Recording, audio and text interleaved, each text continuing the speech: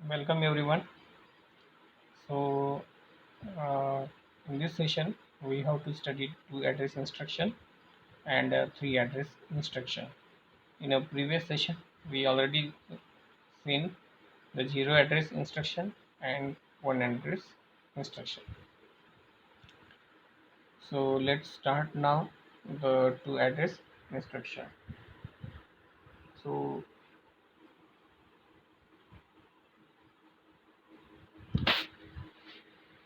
two address instruction. This is the common in commercial computer. Two address instruction. This is common in commercial computer. Here two address can be specified in the instruction. In this type of instruction, here two address can be specified in the instruction. म्हणजे दोन address या ठिकाणी instruction मध्ये दाखवले जातात.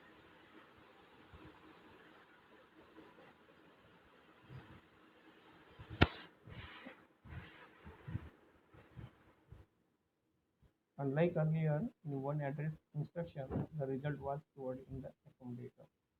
तर आपल्याला माहिती आहे की वन ॲड्रेस इन्स्ट्रक्शनमध्ये रिझल्ट हा accumulatorमध्ये स्टोअर केला जातो. Here the result can be stored at different locations rather than just the accumulator. म्हणजे यामध्ये टू ॲड्रेस इन्स्ट्रक्शनमध्ये accumulatorमध्ये स्टोअर न करता आपण वेगवेगळ्या मेमरी लोकेशनवर ते स्टोअर करू शकतो किंवा but it require more number of bits to represent the address. पण याच्यामध्ये आपल्याला काय पाहिजे नंबर ऑफ बिट्स. जसं पण या ठिकाणी आप कोड दिलेला आहे त्याच्यानंतर दिलेला आहे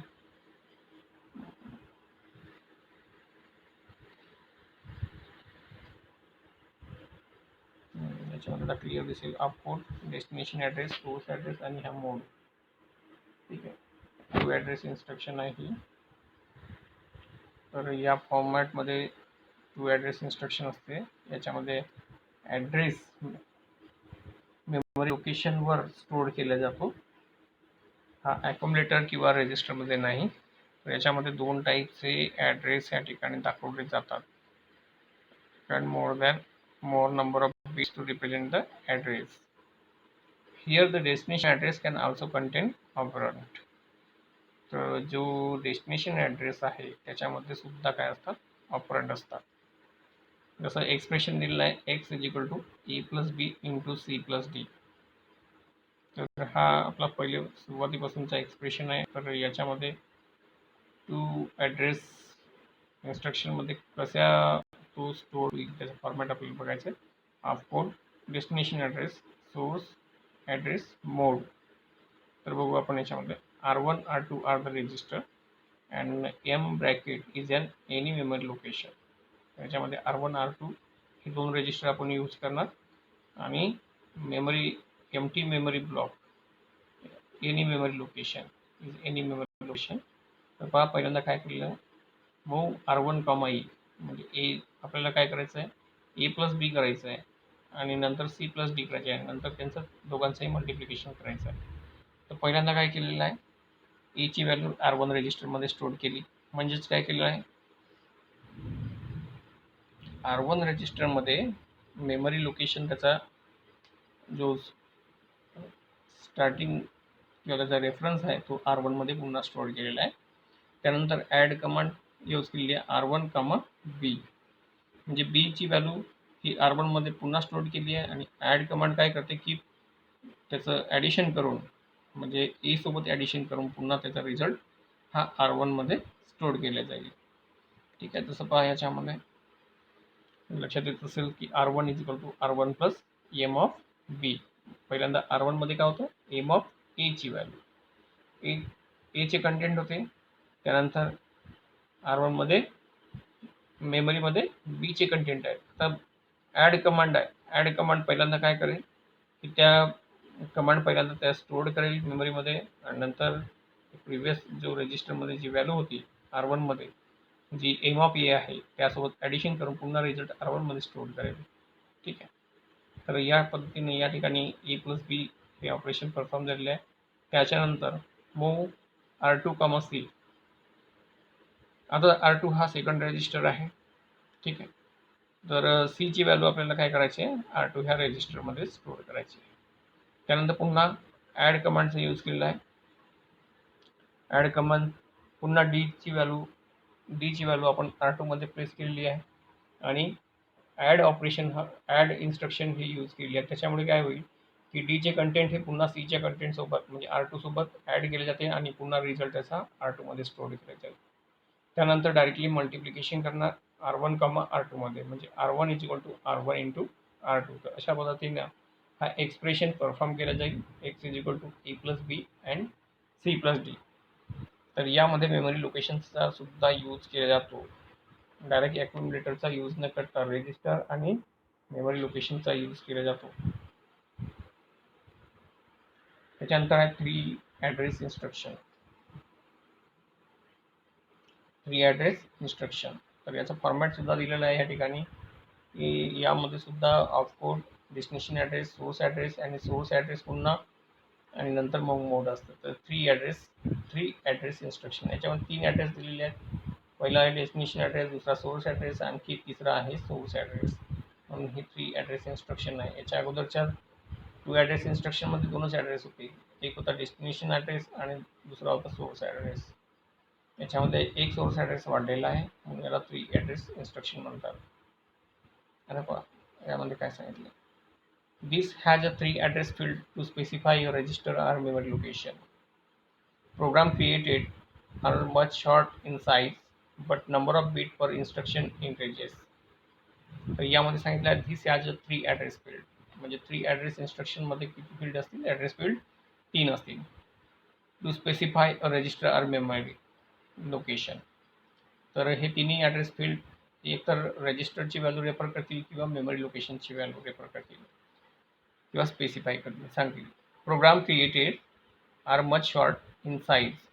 जो प्रोग्राम तयार होईल तो एकदम लहान असेल, but number of bit per instruction increases. परंतु त्याच्यामध्ये नंबर ऑफ बीट इन्स्ट्रक्शनचे वाढू शकतात. These instructions make the creation of program much easier, but it does not mean that program will run much faster because now instruction only contain the more information, but each micro operation changing the content of register and loading the address in address bus etc.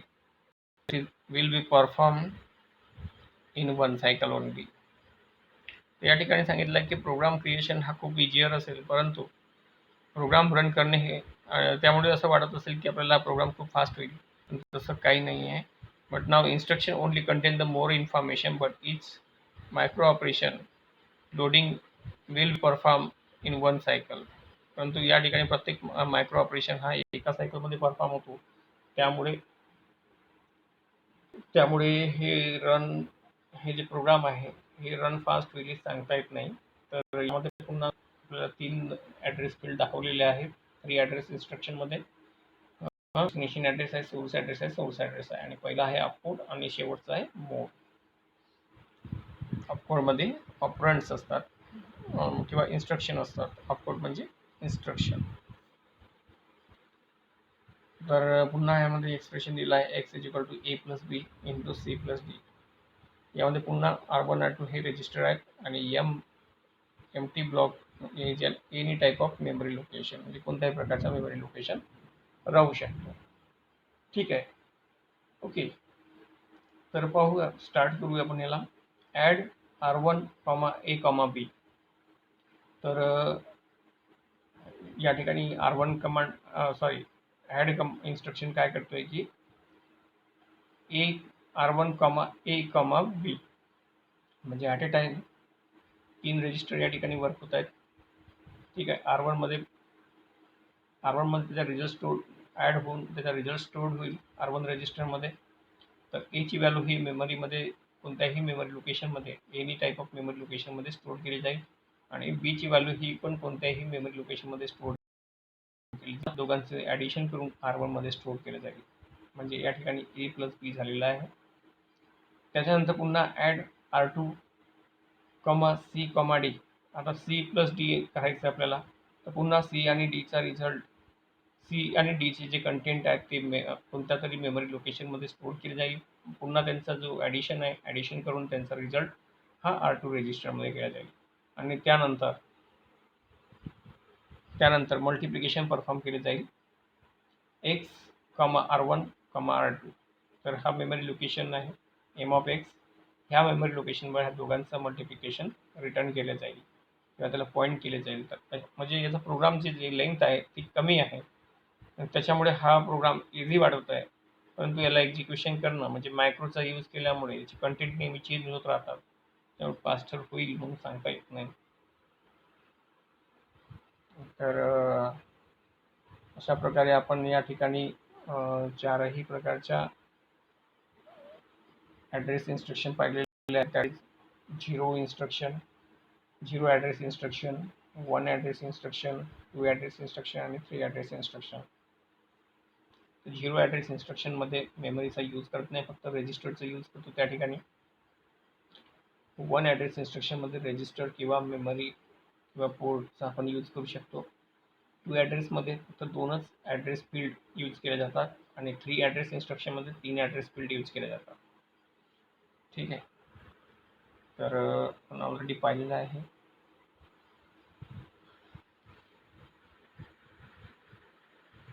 यामध्ये expression हा common आहे चारही instruction पाहण्यासाठी. X is equal to a plus b into c plus d. तर याच्यामुळे ह्या चारही instruction clear होत आहेत. तर याला जर व्यवस्थित बघितलं आणि समजून घ्यायचा प्रयत्न केला तर हा टॉपिक तुम्हाला लवकरात लवकर समजून येईल. ठीक आहे. फक्त प्रोग्राम लक्षात ठेवायचा आहे किंवा एक्सप्रेशन लक्षात ठेवायचं आहे.